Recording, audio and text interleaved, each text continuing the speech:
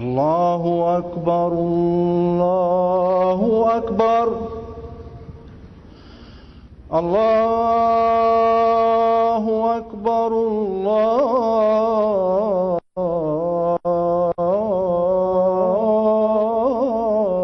الله أكبر. أشهد أن لا إله إلا الله.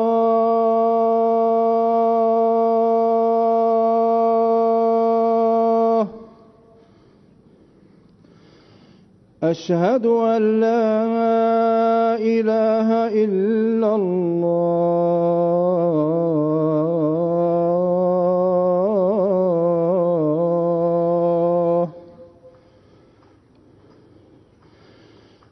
أشهد أن محمدًا رسول الله.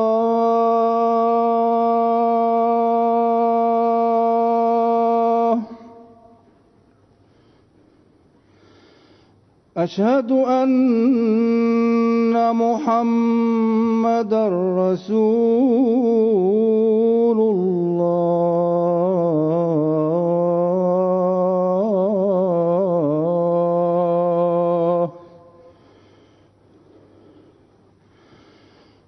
حي على الصلاة.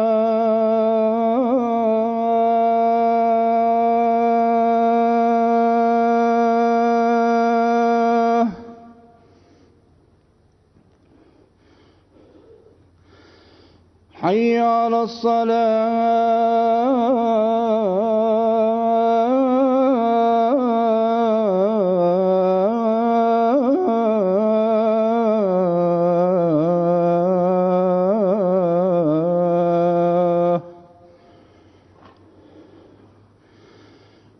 حي على الفلاح.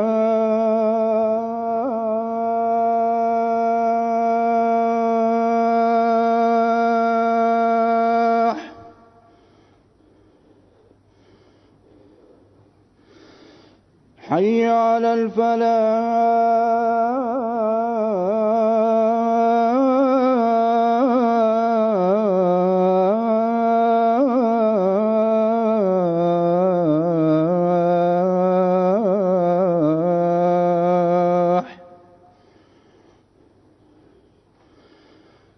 الله أكبر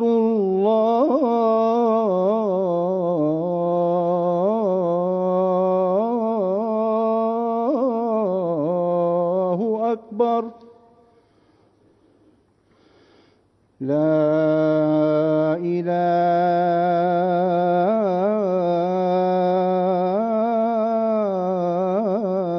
إله إلا الله.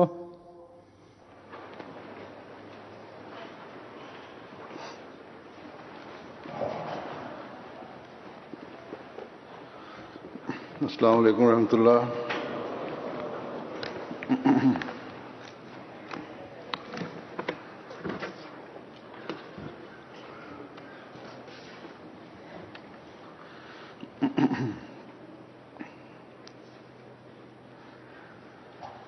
أشهد أن لا إله إلا الله وحده لا شريك له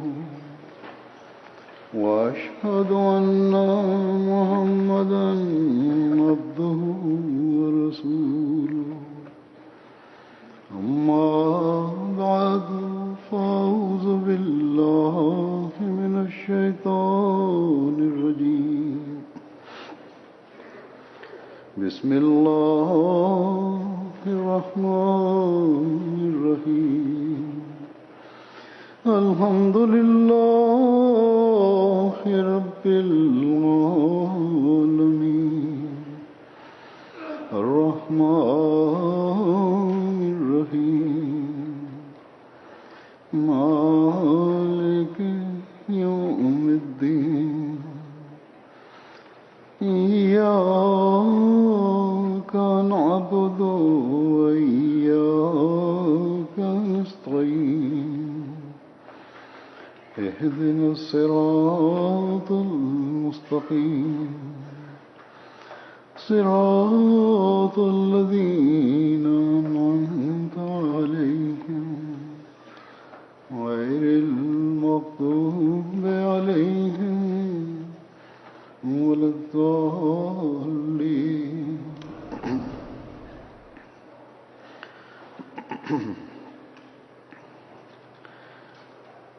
അള്ളാഹുവിൻ്റെ അനുഗ്രഹത്താൽ ഇന്ന് UK-യുടെ ജൽസ സാലാന ആരംഭിക്കുകയാണ്. ഈ ദിവസങ്ങളിൽ ദുആകളിൽ വളരെയധികം ശക്തി ചെലുത്തുക, കഴിവുള്ളവർ സദക്കയും നൽകുക. അള്ളാഹു ജൽസയെ എല്ലാവിധത്തിലും വിജയപ്രദവും അനുഗ്രഹീതവും ആക്കി തീർക്കട്ടെ. എല്ലാവരും ഇവിടെ വന്ന് പങ്കെടുക്കുന്നവരും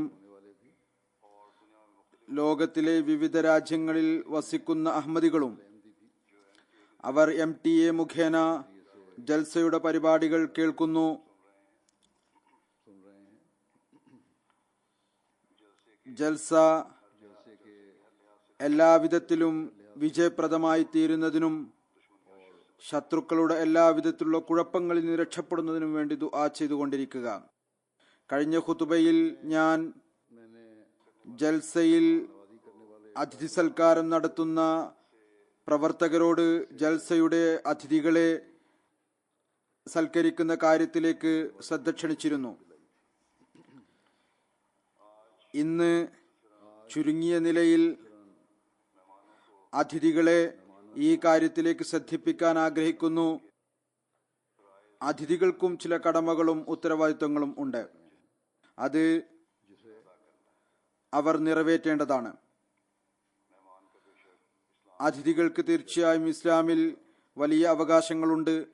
എന്നാൽ ഇസ്ലാം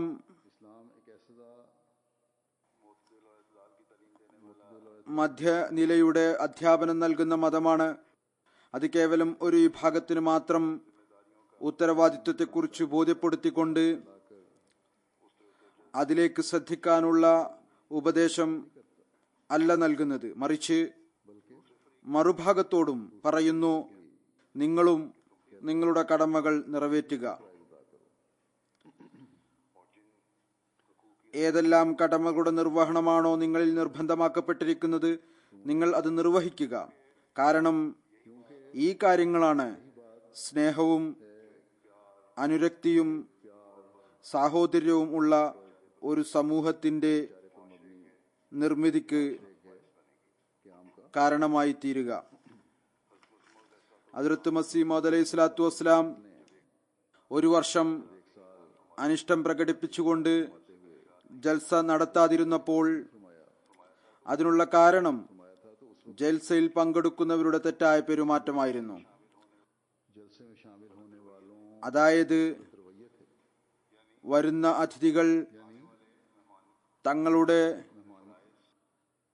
കടമകളും ഉത്തരവാദിത്വവും നിറവേറ്റാത്തത് കാരണം ഹദ്റത്ത് മസീഹ് മൗഊദ് അലൈഹി സ്വലാത്തു വസ്സലാമിന്റെ ദുഃഖത്തിനും അനിഷ്ടത്തിനും കാരണമായി മാറി. അവിടുന്ന് അനിഷ്ടം പ്രകടിപ്പിച്ചത് ജൽസയിൽ പങ്കെടുക്കുന്നവരിൽ നിന്ന് അങ്ങേക്ക് ഏതെങ്കിലും പ്രയാസം നേരിട്ട് ഉണ്ടായതുകൊണ്ടായിരുന്നില്ല. മറിച്ച് അവിടുന്ന് ഈ കാര്യം ആണ് പ്രകടിപ്പിച്ചത്, നിങ്ങൾ ജൽസയിൽ പങ്കെടുക്കുന്നവർ പരസ്പരമുള്ള കടമകൾ നിറവേറ്റുന്നില്ല. പരസ്പരമുള്ള കടമകൾ നിറവേറ്റുന്നില്ല എന്നു മാത്രമല്ല, മറിച്ച് സ്വാർത്ഥതയും സ്വന്തം കാര്യം നോക്കലും പ്രകടിപ്പിക്കുന്നു. തങ്ങളുടെ സുഖത്തിന് മറ്റുള്ളവരുടെ സുഖത്തിനേക്കാൾ പ്രാധാന്യം നൽകുന്നു. ജൽസയിൽ വന്നുകൊണ്ട് ഇപ്രകാരം പെരുമാറുന്നു. അഥവാ ഇത് ഏതെങ്കിലും ഒരു ഭൗതിക മേളയാണ്. എന്നാൽ ജൽസയിൽ വരുന്നതിന്റെ ലക്ഷ്യം തഖ്വയിൽ പുരോഗതി നേടുകയും അള്ളാഹുമായിട്ടുള്ള തങ്ങളുടെ ബന്ധത്തിൽ പുരോഗതി നേടുകയും പരസ്പരമുള്ള കടമകൾ നിറവേറ്റുകയും ചെയ്യുക. പരസ്പരം ത്യാഗത്തിന്റെ വികാരവും നിലവാരവും ഉയർത്തുക എന്നുള്ളതാണ്. അവിടുന്ന് ഈ നിലവാരത്തിൽ കുറച്ചുപേർ ഉയരുന്നില്ല എന്ന് കണ്ടപ്പോൾ അങ്ങേക്ക് വലിയ ദുഃഖമുണ്ടായി. അതിന്റെ പ്രകടനം അവിടുന്ന് തുറന്ന നിലയിൽ കാണിക്കുകയുണ്ടായി. ജൽസയിൽ പങ്കെടുക്കുന്നതിന് വേണ്ടി വരുമ്പോൾ അവർ കേവലം അതിഥികൾ മാത്രമല്ല, അതിഥികൾ എന്ന നിലക്ക് തങ്ങളോട് നല്ല നിലയിൽ പെരുമാറണം എന്നും സുഖത്തിന്റെയും സൗകര്യത്തിന്റെയും ആഗ്രഹം ഉണ്ടായിരിക്കുകയും ചെയ്യുക എന്നത് മാത്രമല്ല, മറിച്ച് ത്യാഗത്തിന്റെയും സമർപ്പണത്തിന്റെയും ഉന്നത നിലവാരം കരസ്ഥമാക്കുന്നവരായി അവർ മാറണം. ജൽസ സംഘടിപ്പിക്കുന്നത് കൊണ്ടുള്ള ഉദ്ദേശം അത് എല്ലായ്പ്പോഴും അവരുടെ മുന്നിൽ ഉണ്ടായിരിക്കണം. ഞാൻ പറഞ്ഞതുപോലെ അള്ളാഹുമായിട്ടുള്ള ബന്ധം, ആത്മീയതയിലുള്ള പുരോഗതി, പരസ്പരമുള്ള കടമകൾ നിറവേറ്റുക മുതലായവ. അനഹമ്മദികളായ അതിഥികളെ സംബന്ധിച്ചിടത്തോളം നിശ്ചയമായും നാം അവരെ പരിഗണിക്കുക തന്നെ വേണം. അവരുടെ അതിഥി സൽക്കാരത്തിന്റെ കാര്യത്തിൽ നമ്മുടെ സാമഗ്രികളുടെ അടിസ്ഥാനത്തിൽ എത്രത്തോളം സൗകര്യം ഒരുക്കാൻ സാധിക്കുമോ, അതിഥി സൽക്കാരത്തിന്റെ കടമകൾ നിറവേറ്റാൻ സാധിക്കുമോ, അത് ചെയ്യേണ്ടതാണ്. പ്രത്യേകിച്ച് ചില സമൂഹങ്ങളുടെ നേതാക്കന്മാരും അതിഥികളായി വരാറുണ്ട്.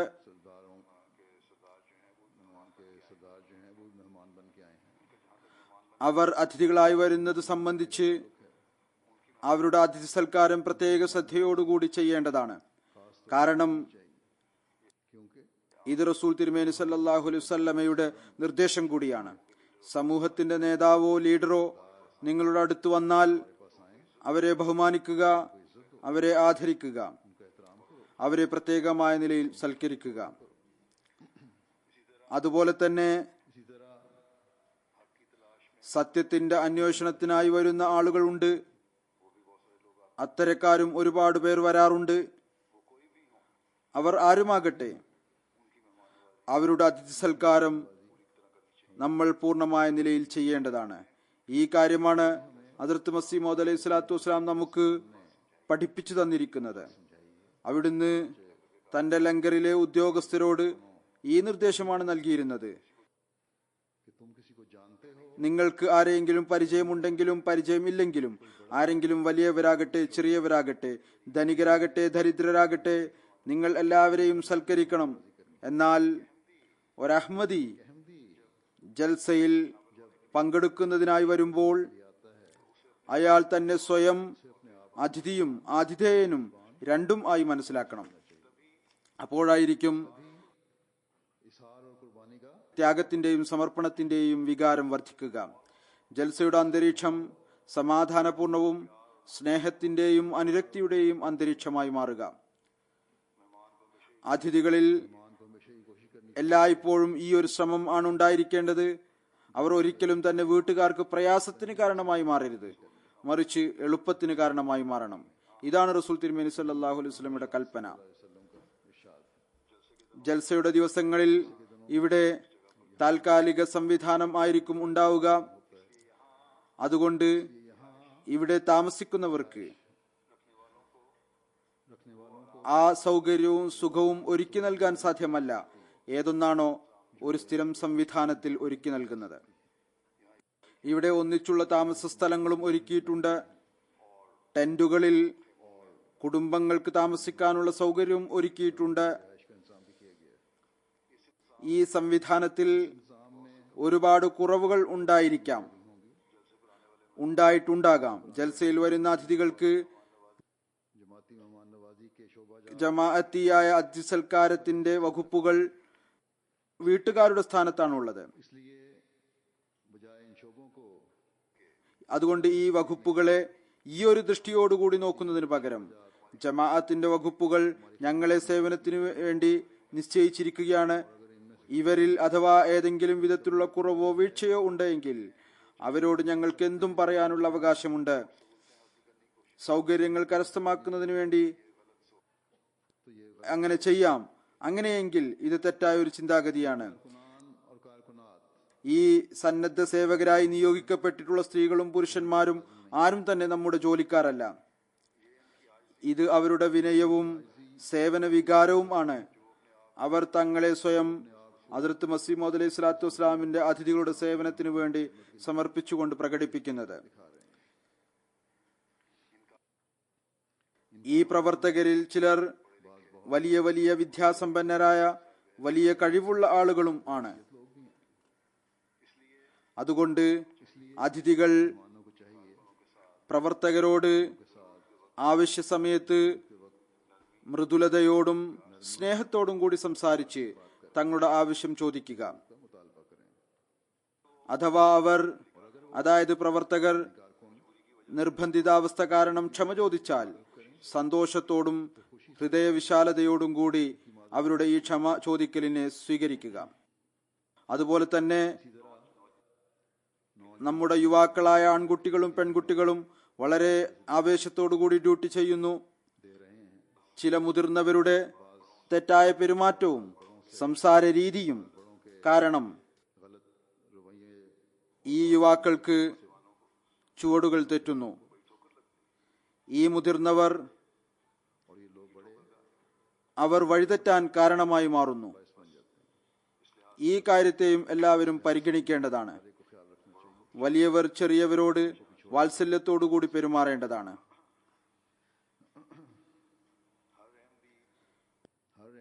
വരുന്ന എല്ലാ അഹമ്മദി അതിഥികളും തങ്ങളെ സ്വയം ഞാൻ പറഞ്ഞതുപോലെ അതിഥിയായി മനസ്സിലാക്കാതിരിക്കുക. മറിച്ച് ഈ ഒരു നിയ്യത്തോടുകൂടി ജൽസയിൽ പങ്കെടുക്കുക. എന്റെ യഥാർത്ഥ ഉദ്ദേശം ജൽസയിൽ പങ്കെടുക്കുന്നത് ഹദ്റത്ത് മസീഹ് മൗഊദ് അലൈഹി സ്വലാത്തു വസ്സലാമിന്റെ ദുആക്ക് അവകാശിയായി മാറുക എന്നതാണ്. ജൽസയുടെ അനുഗ്രഹത്തിൽ നിന്ന് പ്രയോജനമെടുക്കുക എന്നതാണ്.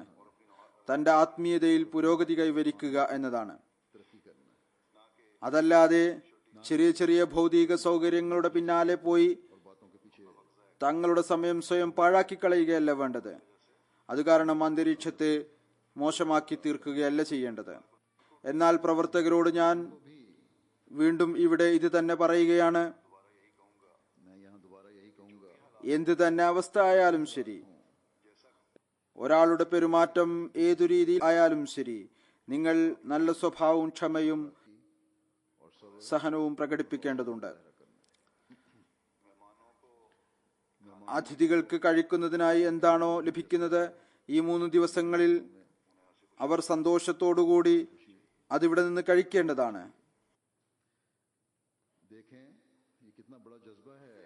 നോക്കുക, ഇത് എത്രമാത്രം വലിയ ആവേശമാണ്. ചില ആളുകൾ ചില സ്ഥാപനങ്ങളിൽ ഓഫീസർമാരാണ്. കേവലം ഇതുകൊണ്ട് മാത്രം ഹദ്റത്ത് മസീഹ് മൗഊദ് അലൈഹി സ്വലാത്തു വസ്സലാമിന്റെ അതിഥികളെ സൽക്കരിക്കുന്നതിൽ അനുഗ്രഹമുണ്ട്. ലീവ് എടുത്തുകൊണ്ട് ഒരു താല്പര്യത്തോടും ആവേശത്തോടും കൂടി ഭക്ഷണം പാകം ചെയ്യുന്ന സേവനം പോലും ചെയ്യുന്നു. അതുകൊണ്ട് ഭക്ഷണത്തിന്റെ സ്വാദിൽ എന്തെങ്കിലും കുറവോ കൂടുതലോ ഉണ്ടായാൽ പോലും പരാതി പറയേണ്ട ആവശ്യമില്ല. എന്നാൽ പ്രവർത്തകരും ഓർത്തിരിക്കുക, ഭക്ഷണം കഴിപ്പിക്കുമ്പോൾ, ഭക്ഷണം നൽകുമ്പോൾ ബഹുമാന പുരസ്സരം നൽകുക. അഥവാ ഒരാൾ 10 പ്രാവശ്യം കറി ചോദിക്കുകയാണെങ്കിൽ പോലും തനിക്കിഷ്ടമുള്ള കറി നൽകാൻ ആഗ്രഹം പ്രകടിപ്പിച്ചാലും അത് നൽകുക. ചിലപ്പോൾ ഭക്ഷണം വിതരണം ചെയ്യുന്ന സ്ഥലത്ത് ചെറിയ ചെറിയ കാര്യങ്ങളുടെ പേരിൽ അസ്വസ്ഥത ഉണ്ടാകുന്നു. ഇതിൽ നിന്ന് രക്ഷപ്പെടുന്നതിന് വേണ്ടി ശ്രമിക്കുക. അതുപോലെ തന്നെ അതിഥികൾ ഈ കാര്യം ശ്രദ്ധിക്കുക. ഭക്ഷണം കഴിച്ച് എത്രയും പെട്ടെന്ന് സാധ്യമാകും വിധം ഭക്ഷണത്തിന്റെ പന്തൽ ഉപേക്ഷിക്കുക. മറ്റുള്ളവർക്കും എളുപ്പത്തിൽ വന്ന് ഭക്ഷണം കഴിക്കുന്നതിനു വേണ്ടി സംഘാടകരുടെ പരിശ്രമം ഒരു സമയത്ത് കൂടുതൽ ആളുകൾക്ക് ഭക്ഷണം നൽകുക എന്നതായിരിക്കും. സ്ഥലവും വർധനവ് വരുത്തി വിശാലമാക്കി ഉണ്ടാക്കുന്നതിനുള്ള ശ്രമം നടന്നിട്ടുണ്ട്. എന്നിരുന്നാലും റഷ് ഉണ്ടാകുമ്പോൾ പ്രയാസം നേരിടാം. അഥവാ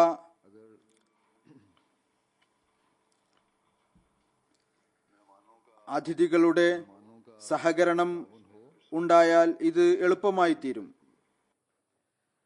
അതിഥികൾക്കായി മറ്റു സൗകര്യങ്ങളിൽ ബാത്റൂമിന്റെയും മറ്റും സൗകര്യങ്ങൾ മെച്ചപ്പെട്ട നിലയിൽ ഒരുക്കാനുള്ള ശ്രമം നടന്നിട്ടുണ്ട്. എന്നാൽ ഞാൻ പറഞ്ഞതുപോലെ ഇതൊരു താൽക്കാലിക സംവിധാനമായതുകൊണ്ട് ചിലപ്പോൾ അധികൾക്ക് പ്രയാസവും ബുദ്ധിമുട്ടും നേരിടേണ്ടതായി വരുന്നു. ഈ കാര്യങ്ങൾ സഹിക്കേണ്ടതാണ്. ഇപ്പോൾ രാത്രി തന്നെ എനിക്ക് റിപ്പോർട്ട് ലഭിച്ചു,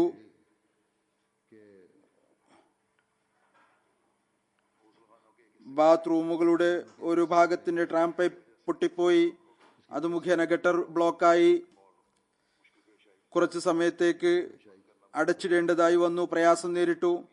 സംഘാടകർ അത് സ്ഥിരമായ നിലയിൽ ശരിയാക്കുന്നതിന് ശ്രമം നടത്തിക്കൊണ്ടിരിക്കുന്നു. എന്നാൽ അതിഥികൾക്ക് അതിൽ കൂടുതൽ ബുദ്ധിമുട്ടുണ്ടാകാൻ സാധ്യതയുണ്ട്.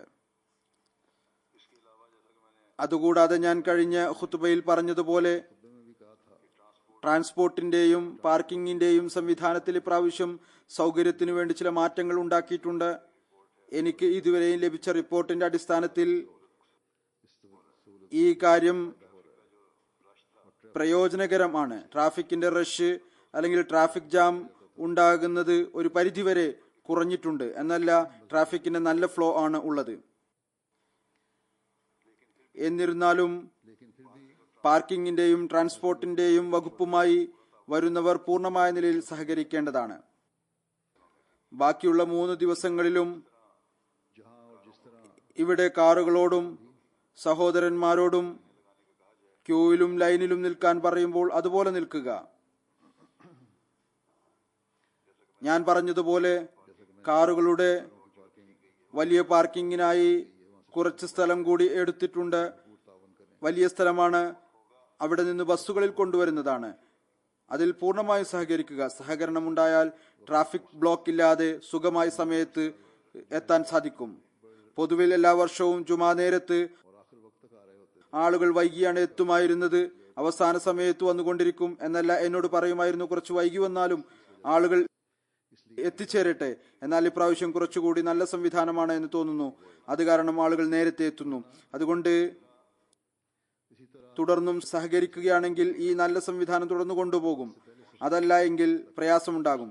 അതുപോലെ തന്നെ മുമ്പ് ഞാൻ പറഞ്ഞതുപോലെ സമയത്തിന് മുമ്പ് യാത്ര ആരംഭിക്കുക. സമയത്തിന് എത്തിച്ചേരുന്നതിന് വേണ്ടി സമയത്ത് തന്നെ പാർക്കിങ്ങിനുള്ള സ്ഥലവും ബസ്സുകൾ മുഖേന ജൽസാഗാഹിൽ എത്തിച്ചേരുന്നതിനുള്ള സംവിധാനം ചെയ്യുന്നതിന് വേണ്ടി. അതുപോലെ തന്നെ സെക്യൂരിറ്റിയുടെ പ്രശ്നങ്ങൾ ഓരോ വർഷവും വർദ്ധിച്ചു കൊണ്ടിരിക്കുന്നു. അതുകൊണ്ട് സെക്യൂരിറ്റി ചെയ്യുന്നതിലും പൂർണ്ണമായും സഹകരിക്കുക. തങ്ങളുടെ എയിംസ് കാർഡ് അതില്ല എങ്കിൽ തിരിച്ചറിയൽ കാർഡിന്റെ ആവശ്യമുള്ളിടത്ത് തിരിച്ചറിയൽ കാർഡുള്ള പരിചയപ്പെടുത്തുന്ന കത്ത് കാണിക്കുക. അത് തീർച്ചയായും കാണിക്കാൻ ആവശ്യപ്പെട്ടാൽ കാണിക്കുക. എത്ര തന്നെ ആവശ്യപ്പെട്ടാലും കാണിക്കുക. തങ്ങളുടെ കാർഡും പ്രത്യേക ഏരിയയിലേക്കുള്ള പാസും മറ്റാർക്കും നൽകാതിരിക്കുക. ചില സമയത്ത് ഗ്രീൻ ഏരിയയിലെ കാർഡ് മറ്റുള്ളവർക്ക് നൽകുന്നു. അല്ലെങ്കിൽ ഏതെങ്കിലും സ്ഥലത്തേക്ക് പോകാനുള്ള പ്രത്യേകം കാർഡ് ഉണ്ട് എങ്കിൽ അത് മറ്റുള്ളവർക്ക് നൽകാതിരിക്കുക. കഴിഞ്ഞ വർഷങ്ങൾ അത്തരത്തിലുള്ള സംഭവങ്ങൾ ഉണ്ടായിട്ടുണ്ട്. തങ്ങളുടെ ഗ്രീൻ ഏരിയയുടെ അല്ലെങ്കിൽ പ്രത്യേക ഏരിയയുടെ കാർഡ് തങ്ങളുടെ ഏതെങ്കിലും പരിചയക്കാരന് അല്ലെങ്കിൽ സുഹൃത്തിന് നൽകി. ഈ തെറ്റായ പ്രവൃത്തി ചിലപ്പോൾ പ്രവർത്തകരും നല്ല വലിയ ഭാരവാഹികളും ചെയ്യുന്നു. ഈ കാര്യം സൂക്ഷിക്കേണ്ടതാണ്. ചെക്കിംഗ് ചെയ്യുന്നവരും ആർക്കെങ്കിലും 2 കാർഡ് ഇഷ്യൂ ചെയ്തിട്ടുണ്ട് എങ്കിൽ എയിംസ് കാർഡ് കൂടാതെ 2 കാർഡും ചെക്ക് ചെയ്യുക. 2ന്റെയും പേര് ഒന്നായിരിക്കേണ്ടതാണ്. അതുപോലെ തന്നെ ഈ വർഷം സെക്യൂരിറ്റിക്കാർ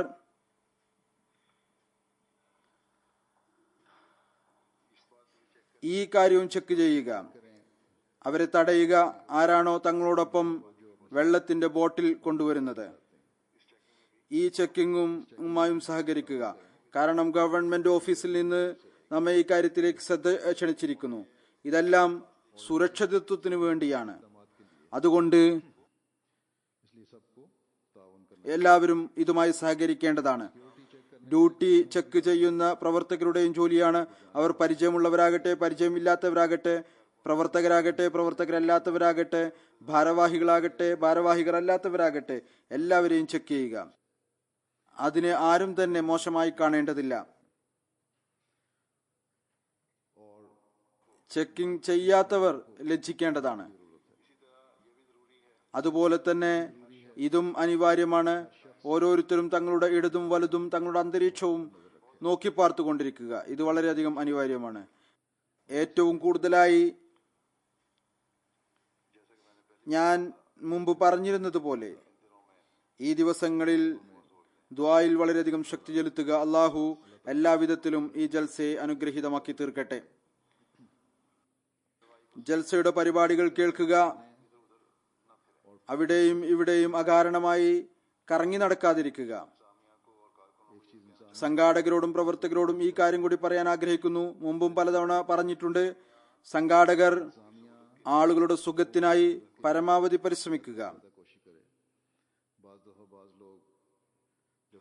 ചില സമയത്ത് ചിലപ്പോൾ ഒന്നും കഴിച്ചു കൊണ്ടായിരിക്കുകയില്ല വരിക.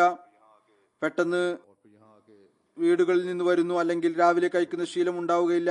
പിന്നീട് ഇവിടെ വന്ന് ചിലപ്പോൾ ഭക്ഷണത്തിന് നേരവും വൈകും. നീണ്ട നേരം വിശന്നിരിക്കുന്നത് കൊണ്ട് അവരുടെ ആരോഗ്യാവസ്ഥ മോശമായി തീരുന്നു. ചിലർ രോഗികളായിരിക്കും, അവർക്ക് ദീർഘനേരം വിശന്നിരിക്കാൻ സാധിക്കുകയില്ല. അഥവാ ആരെങ്കിലും അത്തരത്തിലുള്ള ആളുകൾ ഉണ്ടെങ്കിൽ ഭക്ഷണം കഴിക്കുന്ന പന്തലിൽ ഭക്ഷണത്തിന് എന്തെങ്കിലുമൊക്കെ ഒരു സംവിധാനം ഉണ്ടായിരിക്കേണ്ടതാണ്. അവിടെ ആളുകൾ ഡ്യൂട്ടിയിൽ ഉണ്ടായിരിക്കേണ്ടതാണ്. എന്നാൽ അതിഥികളും അത്തരം അവസ്ഥ ആണ് എങ്കിൽ പെട്ടെന്ന് തന്നെ ഭക്ഷണം കഴിച്ച് തിരിച്ചു വരിക, എന്നിട്ട് ജൽസയുടെ പരിപാടികൾ കേൾക്കുക. അതുപോലെ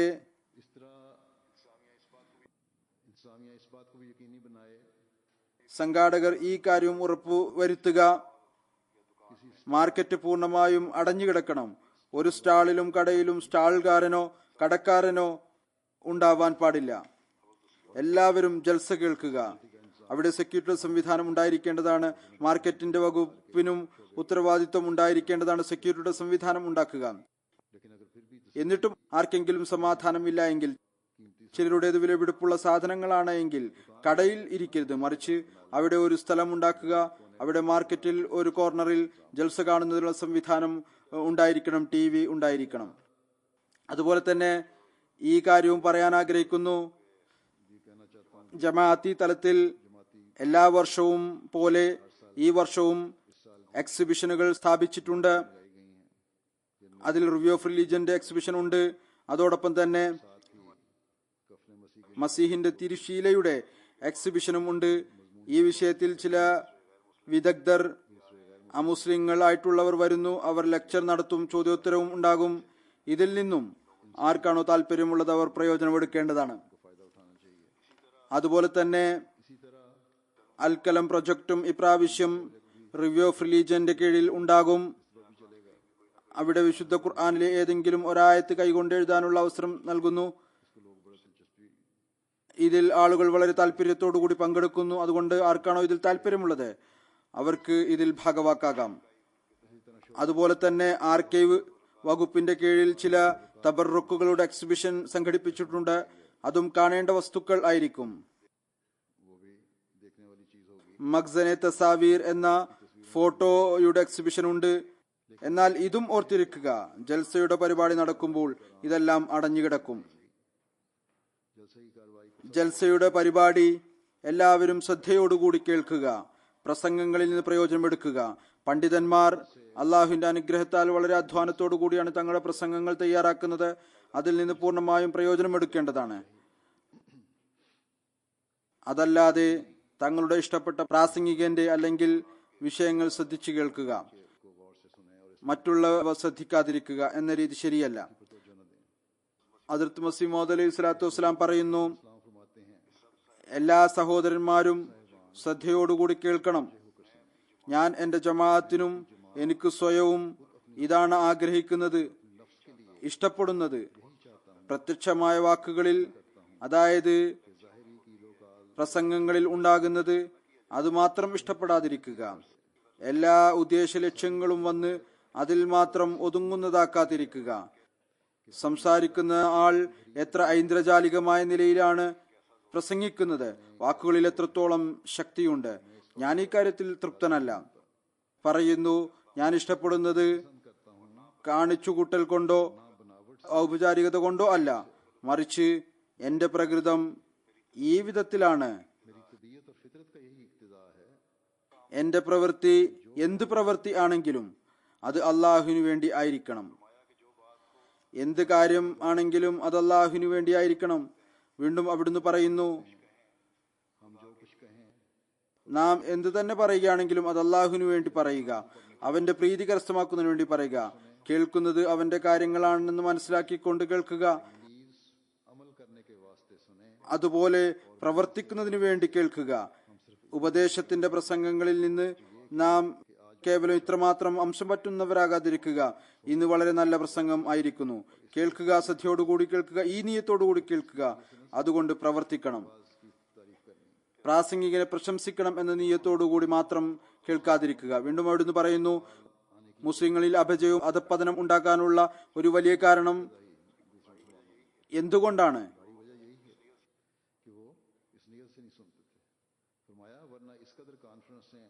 മുസ്ലിങ്ങളിൽ അധപ്പതനം ഉണ്ടായിട്ടുള്ളത് അതിനുള്ള വലിയ ഒരു കാരണം ഇതുതന്നെയാണ്.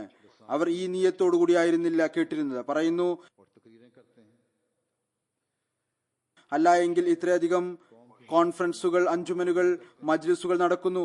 അവിടെ വലിയ വാഗ്മികളും പ്രാസംഗികരും തങ്ങളുടെ ലെക്ചറുകളും പ്രസംഗങ്ങളും നടത്തുന്നു. സമൂഹത്തിന്റെ അവസ്ഥയിൽ പരിതപിക്കുന്നു. എന്നാൽ എന്തുകൊണ്ട് ഇത് ഒരു സ്വാധീനം ഉണ്ടാക്കാതിരിക്കാനുള്ള കാര്യം എന്താണ്? പറയുന്നു, സമൂഹം ഓരോ ദിവസവും പുരോഗതിക്ക് പകരം അധോഗതിയിലേക്ക് പോയിക്കൊണ്ടിരിക്കുന്നു. ഇതാണ് നാം കണ്ടുകൊണ്ടിരിക്കുന്നത്. ഇന്നാണെങ്കിൽ ഇതിനേക്കാൾ കൂടുതൽ ഭയാനകമായി തീർന്നിരിക്കുകയാണ്. പറയുന്നു, കാര്യം ഇതാണ്, ഈ സദസ്സുകളിൽ വരുന്നവരും പോകുന്നവരും ഇഖ്ലാസ് കൊണ്ടല്ല വരുന്നത്. ഈ അടിസ്ഥാന കാര്യം പങ്കെടുക്കുന്ന എല്ലാവരും മനസ്സിലാക്കേണ്ടതാണ്. ഇഖ്ലാസോടുകൂടി ജലസയിൽ പങ്കെടുക്കുക, പ്രസംഗങ്ങൾ കേൾക്കുക, ഈ നിയത്തോടുകൂടി കേൾക്കുക. ഞാൻ ഇതനുസരിച്ച് പ്രവർത്തിക്കാൻ കഴിവിന്റെ പരമാവധി പരിശ്രമിക്കും. അഹമ്മദി പണ്ഡിതന്മാരുടെ മേൽ അള്ളാഹുവിന്റെ വലിയ അനുഗ്രഹമാണ്. അവർ ഹസ്രത്ത് മസീഹ് മൗഊദ് അലൈഹി സ്വലാത്തു വസ്സലാമിന്റെ വൈജ്ഞാനിക ഗ്രന്ഥങ്ങളെ പ്രയോജനപ്പെടുത്തുന്നു. അള്ളാഹുവിന്റെയും അവന്റെ റസൂലിന്റെയും കാര്യങ്ങൾ അതിൽ നിന്ന് പ്രയോജനം എടുത്തുകൊണ്ട് നമ്മളിലേക്ക് എത്തിക്കുന്നു. ആത്മീയവും വൈജ്ഞാനികവുമായ വിഷയങ്ങൾ വിവരിക്കുന്നു. അഥവാ നാം ഇതിൽ നിന്ന് യഥാർത്ഥത്തിൽ പ്രയോജനം എടുക്കുന്നവരാണ് എങ്കിൽ നമ്മുടെ ജീവിതത്തിൽ ഒരു വലിയ വിപ്ലവം ഉണ്ടാക്കാൻ സാധിക്കും. അള്ളാഹു ജൽസയിൽ പങ്കെടുക്കുന്ന എല്ലാവരെയും ജൽസയുടെ ഉദ്ദേശം പൂർത്തിയാക്കുന്നവരാക്കി മാറ്റുമാറാകട്ടെ.